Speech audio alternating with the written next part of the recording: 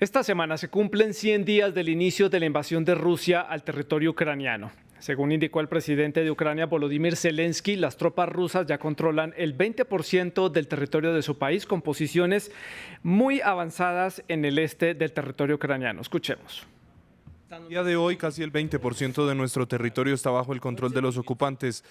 Casi 125.000 kilómetros cuadrados, casi 300.000 kilómetros cuadrados están contaminados con minas y municiones sin explotar. Casi 12 millones de ucranianos se convirtieron en desplazados internos, entre ellos más de 5 millones, principalmente mujeres y niños que se fueron al exilio. Es tal vez uno de los anuncios más importantes de la semana. También, entre otros hechos destacados a lo largo de los últimos 7 días, están ocurriendo diferentes hechos en la ciudad de Severodonetsk, que ya está prácticamente en manos de las tropas rusas. Cerca del 70% del territorio ya está en manos de los militares rusos. También destacado a lo largo de esta semana, las fuerzas ucranianas siguen resistiendo la ofensiva rusa en buena parte gracias al armamento que ha sido donado por países europeos y también por Estados Unidos. De hecho, la más reciente donación de Washington a Kiev corresponde a un avanzado sistema de cohetes que busca reforzar la posición defensiva de las tropas ucranianas, precisamente en el este del país, en la zona del Donbass. Se trata de los M142 HIMARS, una unidad móvil que puede lanzar múltiples misiles guiados con alta precisión y de largo recorrido. Desde Moscú indicaron que esto podría provocar una confrontación con Occidente. Estas son las palabras del canciller ruso Sergei Lavrov. Otro de los comentarios destacados de la semana. Escuchemos. Estos riesgos ciertamente existen. Las cosas que el régimen de Kiev exige sin remordimientos de sus patrocinadores occidentales, en primer lugar, sobrepasan todos los límites de la decencia y las relaciones diplomáticas, y en segundo lugar, son una provocación directa destinada a llevar a Occidente al combate. De otra parte, la Unión Europea impuso también una nueva ronda de sanciones contra Rusia. Esta vez busca reducir las importaciones de petróleo ruso hasta un 90% en un plazo que va hasta final de este año. También destacada esta semana la medida que deja por fuera a Hungría, a Eslovaquia y a la República Checa. Estoy hablando de este veto al petróleo ruso porque son países que no tienen salida al mar y es específicamente para el suministro de petróleo que llega a través de gasoductos a través del mar. Estos países son fuertemente dependientes del petróleo ruso y seguirán recibiendo otro tipo de abastecimiento a través de los gasoductos y oleoductos terrestres. Bruselas también acordó enviar 9.700 millones de dólares a Kiev para ayudar a mantener la economía ucraniana seriamente afectada por esta guerra. Ya son cerca de 22 millones de toneladas de cereales que no pueden ser exportadas por Ucrania, lo que ha desatado también un encarecimiento de los granos y de los cereales a nivel mundial. Ya incluso se habla de una crisis alimentaria en un futuro que podría afectar fuertemente a la región de América Latina, un tema que analizamos aquí en este programa. Pero bueno, quedan varias preguntas entonces para analizar de acuerdo a los hechos más recientes allí en Ucrania. El nuevo tramo de sanciones de la Unión Europea, ¿qué impacto va a tener esto en Rusia y en su industria petrolera? ¿Y cómo entender la posición y las consecuencias de las acciones que ha dado un país en el centro de Europa muy particular, Hungría, con el envío de las baterías de misiles a Ucrania, que son enviadas desde Estados Unidos para reforzar esa estrategia? ¿Está Estados Unidos un poco tentando a Rusia? ¿Esto qué costo va a implicar para Washington? ¿Va a provocar una reacción en Moscú? Varias autoridades en la ciudad de Kiev también han dicho que la capital ucraniana es nuevamente el blanco siguiente para conquistar por parte de los rusos. ¿Qué tan cierto puede ser esto? El 20% del territorio ucraniano, como ya lo decíamos, está en manos de los rusos. Esto significa que Zelensky y las tropas están perdiendo terreno. Como ven, son muchas las preguntas que tenemos para el programa de hoy a raíz de todos los hechos recientes, pues las vamos a analizar, por lo menos a tratar de ver las más importantes. Y para analizar este tema saludamos a Yadira Gálvez Salvador. Ella es profesora investigadora en el Centro de Relaciones Internacionales de la Facultad de Ciencias Políticas y Sociales de la Universidad Nacional Autónoma de México. Ella se encuentra precisamente en la Ciudad de México, la capital de la República Mexicana. Y aquí en el estudio de France 24 nos acompaña acompaña Jean-Marie Chenot. Él es profesor de Ciencia Política y Estudios Globales de la Universidad de los Andes, que está ubicada en la ciudad de Bogotá, en Colombia. Ustedes, nuestros televidentes, también pueden hacer parte de esta conversación. Los invito para que dejen los comentarios y las preguntas que tengan al respecto en nuestras redes sociales. Ya lo saben, estamos en Facebook, en Instagram, en Twitter. También pueden ver nuestra señal en streaming en YouTube. Nos encuentran como @France24_ES, @Santilogo, que es mi cuenta personal. Nuestra etiqueta es numeral el debate F24. Esperamos todos sus comentarios entonces para que ustedes participen en este programa. Comienzo entonces dándole la bienvenida a Yadira. Gracias por acompañarnos y conectarse desde la Ciudad de México, Yadira. Y punto de partida, como me gusta llamar a la primera pregunta para abrir el debate. 100 días se cumple esta semana desde el inicio de la invasión de Rusia. El Kremlin contaba que se iba a demorar tanto tiempo para poder conquistar el territorio ucraniano. Los ucranianos han demostrado tener una fuerza de resistencia mayor que la que los rusos esperaban. La comunidad internacional también esperaba que esta guerra se fuera a extender tanto tiempo. ¿Cómo lo vio usted? Hola Santiago, pues gracias por la invitación y coincido con los puntos que acabas de poner en la mesa de discusión sobre el tema de los cálculos del Kremlin. Primero habían dicho que no iba a haber tal invasión y que solamente estaban haciendo una serie de ejercicios en Bielorrusia. Vino la intervención y todo parecía indicar que el Kremlin había calculado una intervención muy rápida en la cual encontrara poca resistencia, y también me parece que estaban apostando a la falta de unidad por parte de los países europeos y de Estados Unidos respecto a la respuesta frente a esta invasión.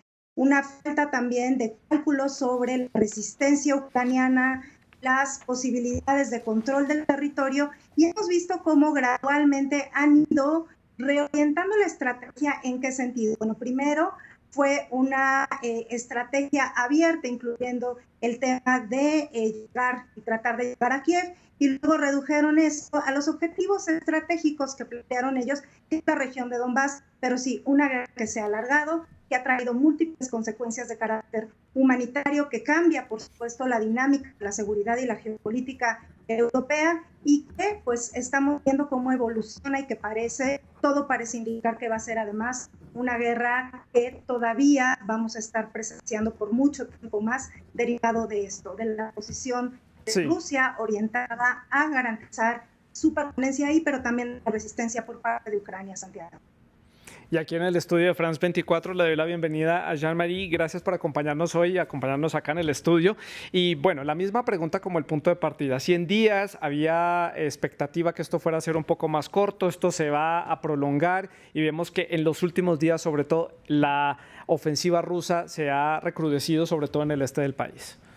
Sí, muchas gracias por la invitación, Santiago.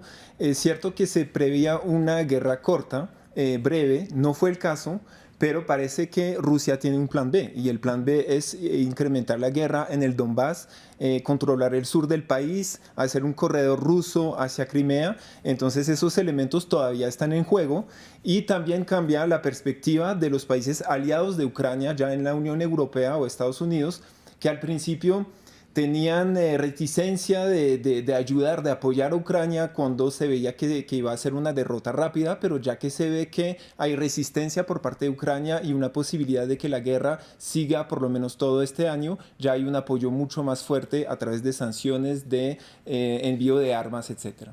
Jean-Marie, continúo con usted para hacer la ronda a la inversa. Veíamos las palabras del presidente Zelensky. 20% del territorio ucraniano ya está en manos de los rusos. No solamente es la región del Donbass, también vemos avances importantes en la costa del Mar Negro, la región de Jersón, también muy cerca al puerto de Mariupol y la ciudad de Zaporilla, donde hay una importante planta nuclear, de hecho la más grande de Europa, que Ucrania ya está contemplando la posibilidad de desactivarla precisamente por el asedio ruso.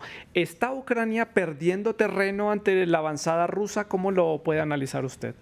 Pues el movimiento es mucho más lento, y lo que dicen los expertos es que vamos a pasar de una guerra de movimiento a una guerra de posición, que después de 3 meses de guerra los ejércitos están cansados, llegaron a cierto límite a nivel logístico, y entonces sí han ganado terreno. 20% del territorio ucraniano no es cualquier cosa, pero es probable que no haya avances tan rápidos como los vimos en las primeras semanas de la guerra, o incluso contraataques tan rápidos por parte de las fuerzas ucranianas como lo hemos habíamos visto en algún momento. Probablemente se van a consolidar esos territorios conquistados por Rusia y se va a consolidar también la resistencia ucraniana en ciertos puntos muy, muy específicos. Guerra de posiciones, como usted lo ha definido, eso lo podemos ver ejemplificado en hace 2 semanas. Hablábamos del gran asedio a la ciudad de Mariupol, ese puerto y la fábrica industrial que había allí, un punto importante para la resistencia.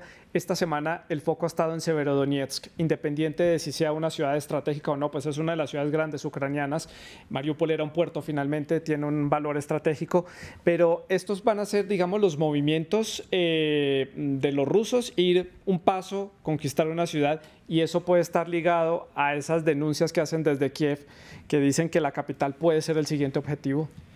Parece ser la estrategia de Rusia, tomar unas ciudades, pero esas ciudades están ubicadas en sitios estratégicos para el nuevo plan de Rusia, que no es conquistar a toda Ucrania, no llegar a la capital, no cambiar el régimen ucraniano como tal, sino tener presencia fuerte en el oriente del país, en el sur del país, controlar el acceso al mar, y parece que esas ciudades estratégicas ya no son Kiev, ya no son ciudades del norte del país, sino ciudades del oriente y del sur del país. Retomamos la conexión con nuestra invitada, con Yadira en Ciudad de México. Yadira, estábamos hablando con Jean-Marie precisamente de ese 20% del territorio ucraniano que ya está en manos de las fuerzas militares rusas. Le preguntaba a Jean-Marie si esto nos da la sensación que Ucrania está empezando a perder terreno ante el avance lento, como nos ha dicho el invitado en el estudio, de las tropas rusas, pero es un avance lento pero certero, tal parece. Sí, es un avance que ha sido gradual y Rusia ha ido reconfigurando su estrategia con la finalidad precisamente de hacerse de esos espacios de terreno y hacer un corredor justo para la conexión con la zona precisamente de Crimea y controlar todas estas áreas que son de carácter estratégico para la lógica y para precisamente el posicionamiento de Rusia. Ahora bien, esto que ha señalado el presidente Zelensky sobre el control del 20% del territorio, pues por supuesto que alerta en el sentido de que él está haciendo un llamado para fortalecer el apoyo de la comunidad internacional por un lado, y por otro también da cuenta de que pues la estrategia ucraniana finalmente está de cierta forma orientada muchísimo a la resistencia y a tratar de contener, como bien lo dijo el colega que me precedió en la palabra, como bien lo dice Jean-Marie, ¿no? Entonces vamos a estar viendo esta dinámica y por supuesto que Rusia, cada que da un paso al frente, pues ellos lo ubican como una victoria en términos tanto narrativos como para parte de su estrategia. Putin está jugando a ganar lo más que pueda, en el sentido de tener más capacidades en la negociación, y por supuesto que Zelensky también quiere tener una posición de fortaleza y ha dicho que no va a permitir que Ucrania pierda soberanía sobre su territorio, y pues ahí también van a estar entrantadas las negociaciones si es que en algún momento se vuelven a dar, Santiago. Yadira, en cuanto a lo que usted menciona de los posicionamientos territoriales y a perder la soberanía, como lo dice el presidente Zelensky o lo ha mencionado varias veces, ya se ha contemplado la posibilidad que en las regiones de Gerson, en Lugansk y en Donetsk se lleven a cabo un referendo similar al que hubo en Crimea en 2014 para mirar si los ciudadanos aceptan o no una incorporación de estos territorios a la Federación de Rusia. ¿Cuánta validez puede tener esto siendo unos territorios que están ocupados en este momento, no están bajo la soberanía total de Ucrania, y esto a la luz del derecho internacional y para la comunidad internacional? ¿Qué puede representar esto para Rusia? Sí, por supuesto. Rusia ha apostado desde el inicio de este conflicto con Ucrania en particular a señalar que, y es lo que argumenta, ¿no?, que parte de esta, o que en realidad la intervención tiene que ver con la protección de los ciudadanos prorrusos y los rusos, la ciudadanía que está en esta zona, y quiere repetir la fórmula que usó anteriormente respecto al tema de llamar, ¿no?, a una votación en torno a esto. Pero el tema acá es que cómo puede ser válida una votación de esta naturaleza, un ejercicio de esta naturaleza, cuando estamos hablando de una intervención militar en un país. Es decir, en términos de derecho internacional, Rusia está violentando la soberanía de Ucrania al utilizar la fuerza para llevar adelante esta intervención, 1, y 2. No tendría por qué ser válido este tipo de ejercicios en la medida precisamente que se están dando en un contexto de intervención. Entonces esto va a suscitar muchísimas controversias, pero a mi parecer no tendría una validez este tipo de ejercicios, porque estamos hablando de un ejercicio que se hace en el marco de una intervención, en el marco del uso de la fuerza, y en nombre, desde la perspectiva rusa, ¿no?, de la protección de los ciudadanos, que eso de verdad que no justifica el uso de la fuerza en relaciones internacionales y la intervención, y es algo que hemos venido debatiendo durante todos estos meses, Santiago. Controversia se refiere, Yadira, en torno a lo que puede generar este tipo de consultas en estas tres regiones, y esas controversias pueden llevar a discrepancias, por ejemplo, con la Unión Europea, que recientemente impuso un sexto paquete de sanciones. La Unión Europea le sigue apostando a esta fórmula de sancionar antes que tener presencia militar allí y enfocarse en eso y en la ayuda humanitaria para los ucranianos que salen del país. ¿Qué tan efectiva ha sido esta fórmula para la Unión Europea? Pues las sanciones en general en la historia de las relaciones internacionales no tienen eficacia.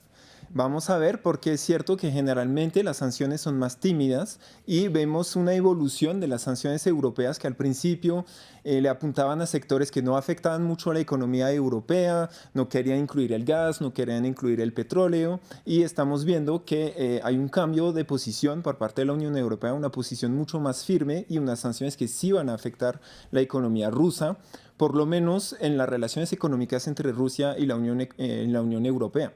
Hay que ver ahora si Rusia tiene la posibilidad de reemplazar a esos socios comerciales europeos, por ejemplo, con China, y si va a haber una reconfiguración del comercio a nivel internacional que le permita a Rusia mantener una política ilegal a nivel internacional, sancionada por por la Unión Europea, sancionada por Estados Unidos, pero no tan criticada por parte de China o de la India. Aquí ha habido varios puntos importantes dentro de este último tramo de sanciones por parte de la Unión Europea. Primero, ese veto a un porcentaje de importación de petróleo procedente de Rusia, petróleo que llega a través de gasoductos, oleoductos, que llegan a través del mar, en este caso el mar Báltico, o que llegan a través del mar Negro. Eso para poder salvar a países que dependen del petróleo ruso, como Hungría, Eslovaquia y República Checa, que lo veíamos acá. Esto inmediatamente puede generar problemas en la economía rusa, dada la rapidez con que están implantando estas sanciones, porque ya Bruselas dijo de aquí a final de año el 90% del petróleo ruso se deja de importar. ¿Esto puede provocar un colapso económico en el país? Va a tener consecuencias económicas fuertes en Rusia, pero en el mundo en general. Y es ahí donde queda el problema de las sanciones. Las sanciones afectan obviamente al régimen agresor, en este caso a Rusia, pero también a la economía global. Lo vamos a ver con los alimentos, con la energía, con los fertilizantes. Entonces vamos a tener consecuencias en el mundo entero de unas sanciones que están previstas para Rusia en particular. Eso sí, la rapidez de las sanciones pueden afectar a Rusia y no darles el tiempo de mirar a otros socios, porque probablemente esa relación con China se va a fortalecer, pero eso va a tomar tiempo, y mientras tanto Rusia va a sufrir con esas sanciones. Yadira, seguimos conectados con usted por vía telefónica, si no estoy mal, porque hay problemas con su imagen, algunos problemas con el video, pero continuamos con usted. Quiero preguntarle por un país que ha tenido un rol muy particular desde el inicio de esta invasión, y es Hungría. Ha sido uno de los países que, digamos, le pone un poco de piedras en el camino a la hora de tomar decisiones a la Unión Europea, pero tendrá sus argumentos y su posición para hacerlo. En este caso es su dependencia del petróleo que viene de Rusia. El gobierno húngaro en Budapest dijo que le tomaría años poder reemplazar a Rusia como su principal país para suministrar petróleo. Ahora vemos que ha logrado una negociación con Bruselas. ¿Cómo entiende uno la forma de actuar de Hungría? ¿Está actuando en su beneficio o esto es de verdad una evidencia de esa relación que pueda haber entre Víctor Orbán y Putin? No, pues sin duda el papel de Víctor Orbán ha sido un papel que tenemos que entender en la propia lógica del desarrollo de sus intereses nacionales. ¿En qué sentido? Bueno, Orbán no es un aliado, no juega dentro de la Unión Europea a partir de la lógica de acompañar todas las iniciativas de la Unión, sino que está buscando estos equilibrios a partir justo de la relación con Rusia que mantiene, de su propia proyección de capacidades políticas y de toda esta de todos esos problemas que ha habido también con la Unión Europea respecto a las cuestiones de libertades democráticas, de la propia característica de su régimen, pero de una manera muy pragmática no ha hecho ningún paso que bloquee los paquetes de sanciones que se han aprobado hasta ahora.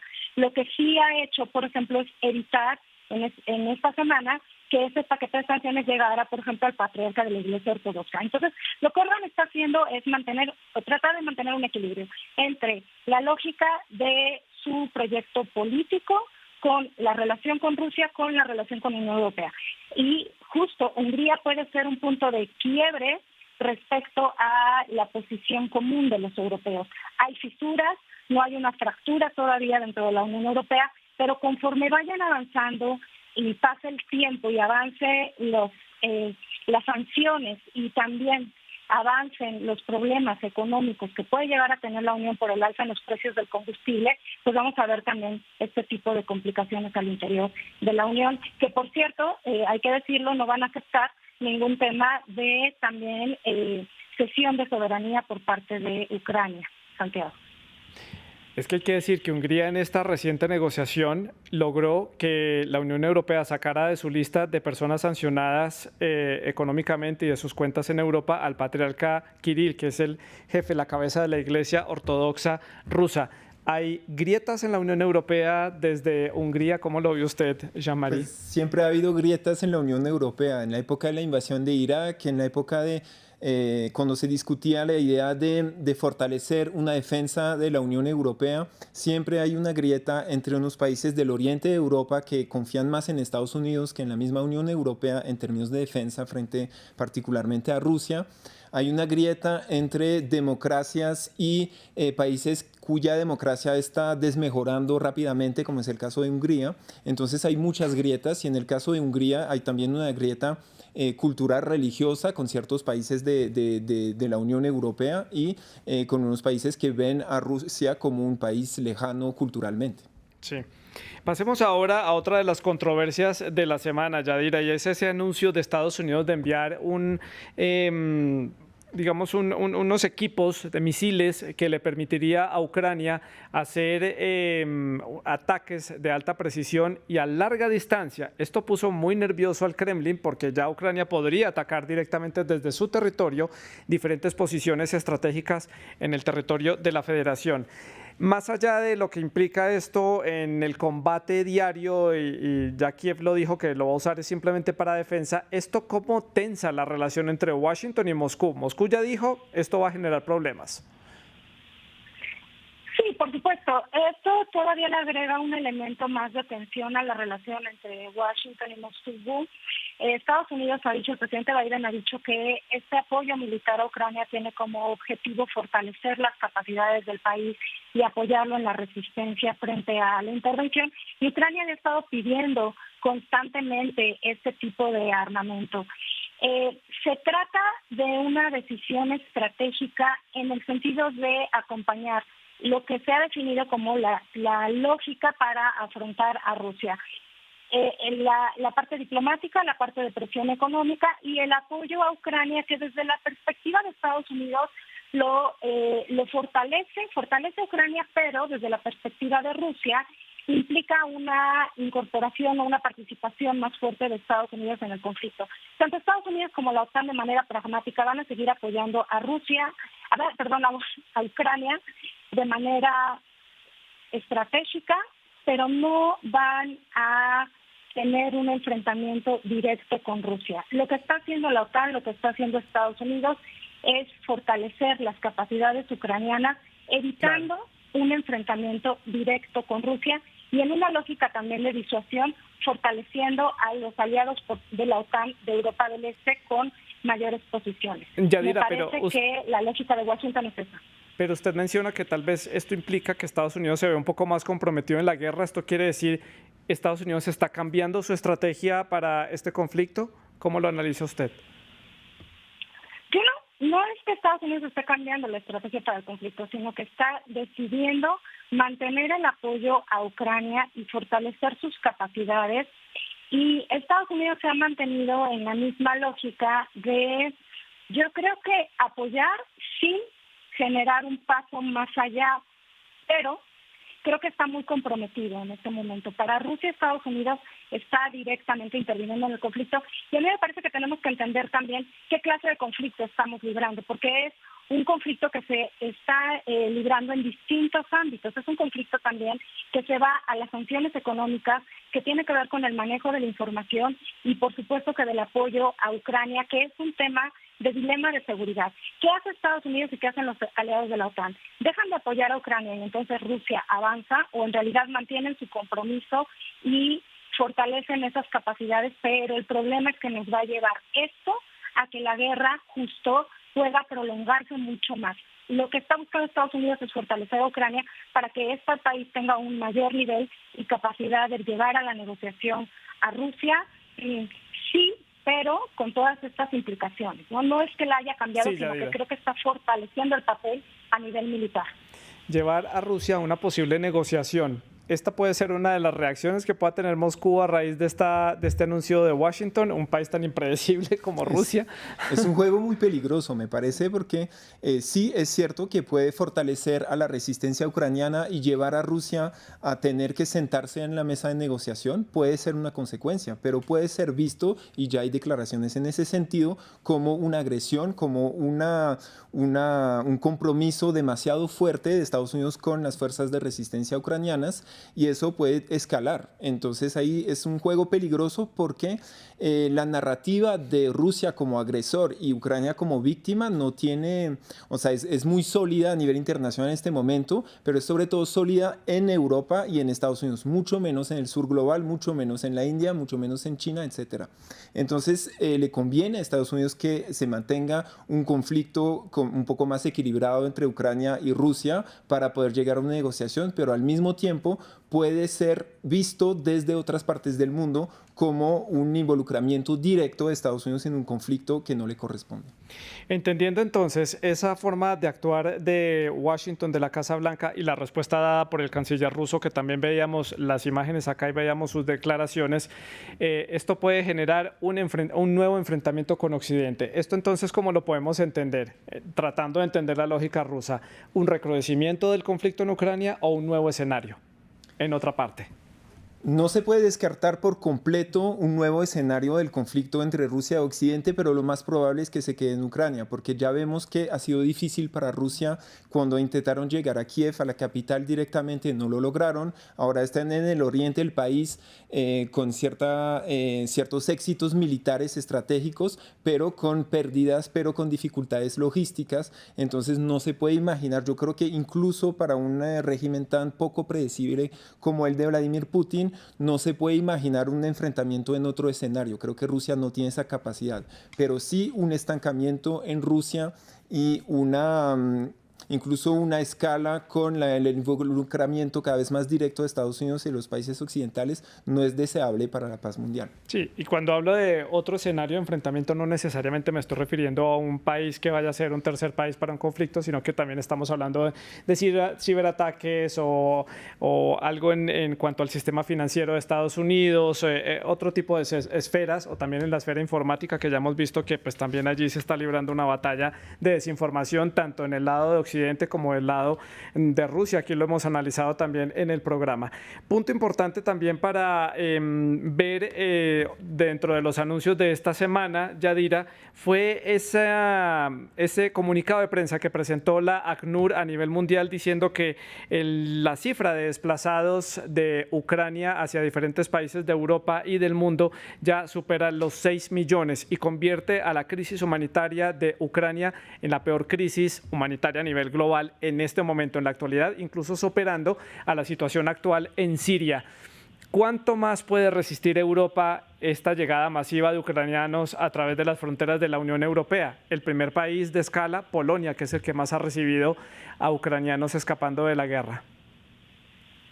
Pues mira, Santiago, hasta ahora ha sido una política de acogida amplísima, muy orientada justo a los brazos abiertos, a acoger fundamentalmente a los niños, a las mujeres que están saliendo de Ucrania, pero sí va a representar un problema de mediano y largo plazo en cuanto a cómo se va a atender, cómo van a mantener a estas personas, cómo se van a integrar a las comunidades, y nos lleva también al debate sobre las diferencias en cómo se ha atendido esta crisis de los refugiados de Ucrania y otras crisis, ¿no? Particularmente pues la crisis de los refugiados precisamente de Siria, como tú comentas y se ha señalado, pues el doble rasero que significa en estos momentos de los brazos abiertos frente al refugio de las personas que vienen de Ucrania y lo que sucedió en otros momentos, particularmente con el caso de Siria. Entonces,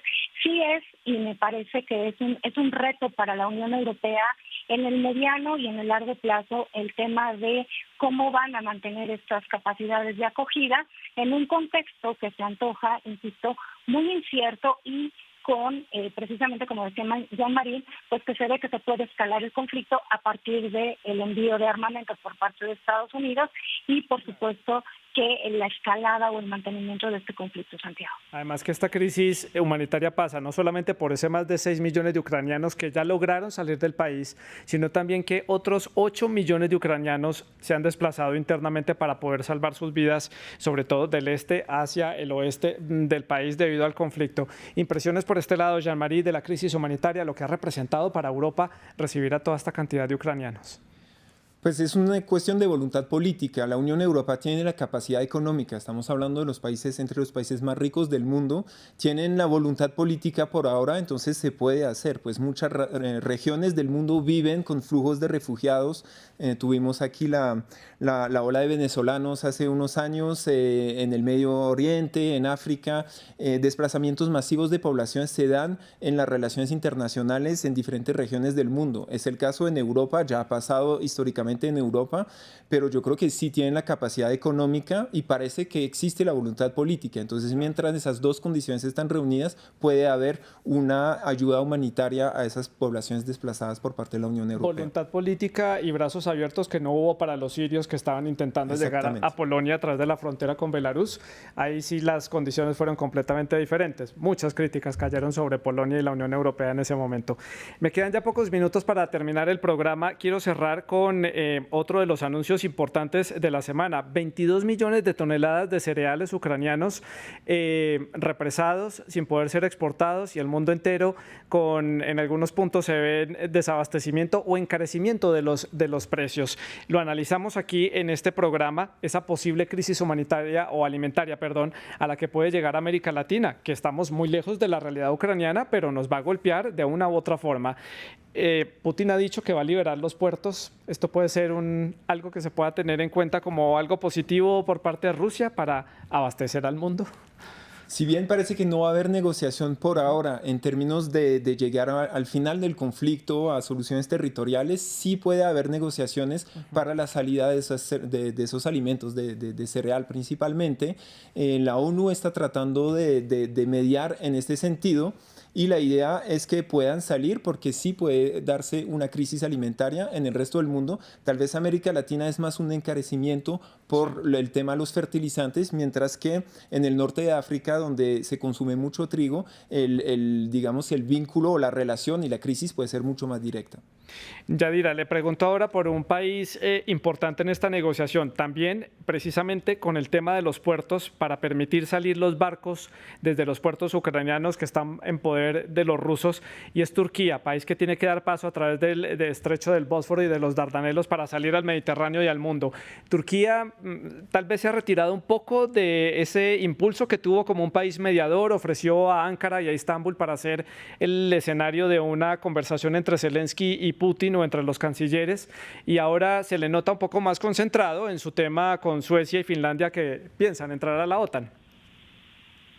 Sí, absolutamente. Turquía está concentrado en el tema de las negociaciones de la entrada de estos dos países a la OTAN, justo impulsando sus intereses nacionales respecto a sus preocupaciones que Turquía señala en cuanto al apoyo que Turquía señala que estos países le dan pues a la resistencia de los kurdos. Y entonces, pues Turquía ha tomado un papel muy importante y es una pieza importante para lograr que la OTAN acepte el ingreso de Finlandia y de Suecia en estas negociaciones, y por eso pues Erdogan vemos ahora cómo está enfocado a lograr estos objetivos. Y bueno, también tenemos que entender que Turquía pues sí puede jugar un papel importante en cuanto a la mediación, pero que también está tratando de proyectar estas intenciones. Me queda poco menos de un minuto para las conclusiones. Yadira, ¿qué podemos ver en los próximos días en este conflicto? ¿Qué movimientos, qué fichas a nivel político se pueden mover? ¿Cuál es su análisis? Pues a mí me parece que Estados Unidos y los socios de la OTAN van a seguir apostando por fortalecer las capacidades militares de Ucrania sin tener una intervención directa en el conflicto, aunque, como señalamos bien, pues Rusia identifica que esto ya significa un escalamiento del mismo. ¿Qué podemos ver? Bueno, vamos a mantener la lógica de la tensión a nivel internacional, sí, y podemos seguir insistiendo con esta dinámica de identificar las piezas que Rusia va a seguir moviendo en el tablero de Ucrania. Gracias, Yadira. Aquí, January, 20 segundos para la conclusión. Sí, no soy muy optimista a corto plazo. Probablemente esa crisis humanitaria va a seguir, las batallas también en el terreno, entonces probablemente no vamos a llegar a una negociación en las próximas semanas o incluso los próximos meses. Entonces nada, el panorama no da como para mucho optimismo.